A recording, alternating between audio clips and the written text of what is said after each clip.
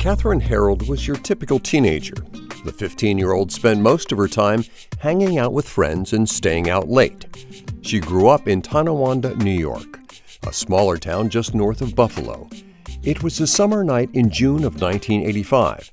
Katherine was with friends at a popular hangout. And it was an ideal location for kids to hang out and basically drink beer and smoke weed, because there was some foliage around it that hid it from everywhere else. Katherine never made it home that night.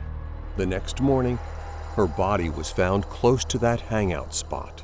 And she was found on the railroad tracks there, face down on the tracks by an employee of the railroad company.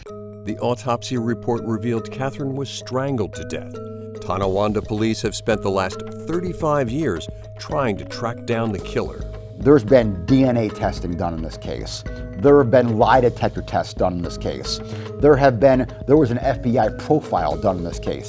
Now police are looking at the possibility of Katherine being linked to notorious serial killer Artemio Sanchez, also known as the bike path rapist. Sanchez is already behind bars. He's serving a life sentence for raping 50 women and murdering 3 between 1975 and 2006. The 3 victims that he killed, he didn't rape any of those victims because they fought back. And so those are the 3 victims that he killed. I have no evidence at all that Katherine Herold was raped at all. Okay?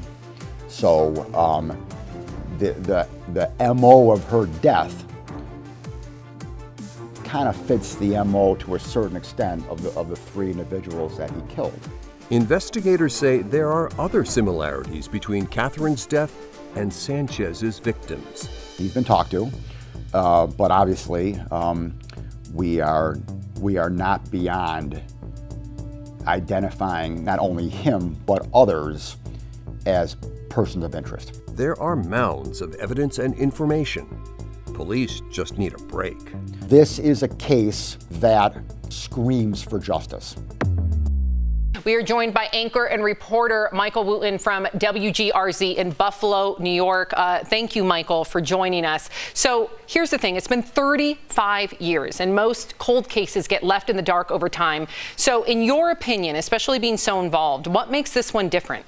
You know what, for quite a while, this was also a cold case. We go back all the way to 1985, and in the months that followed this pretty horrific murder, police were very involved. They were doing a lot of investigating, but family members said way back then that after a few months, they felt like they really kind of gave up on this investigation. Police actually telling the family that this 15-year-old had started hanging out with the wrong people, that she was in the wrong place at the wrong time. Wow. And they felt like investigators didn't really do all they could to crack this case. Michael, investigators are looking at Artemio Sanchez as a suspect. I want to know what he said when he was questioned. So Artemio Sanchez, known here in Western New York as the bike path rapist or the bike path killer, he eventually would plead guilty to 3 different murders, and he also admitted to, in some cases, maybe more than a dozen rapes. I mean, this was just a serial killer, and he, right before he was sentenced on those 3 murders and was given life in prison, he sat down and did an interview with one of the prosecutors who then became district attorney here and who is now a judge. And from what we're told, was never asked about Katherine Herold's murder. At the time, maybe it wasn't the priority. Maybe they hadn't quite connected the dots. You mentioned the officers call him the bike path killer. Wow. I want you to elaborate on that and how that name came about. And is there anything else about his victims, in your opinion, that relates specifically to Katherine's case?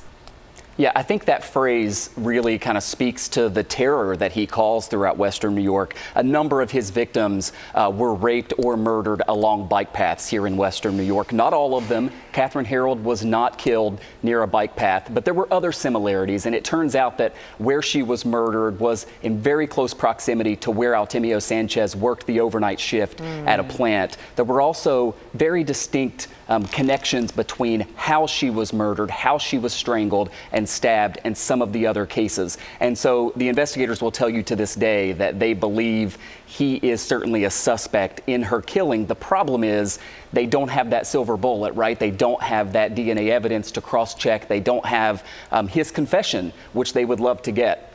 Michael, we appreciate you, and you know, just by you dedicating the time to shine a spotlight on this case, so vital. And to read more on this case, visit WGRZ.com. You can also listen to the podcast episode, The Bike Path Killer, out now. Just search True Crime Chronicles on your favorite podcast player. Thank you, Michael.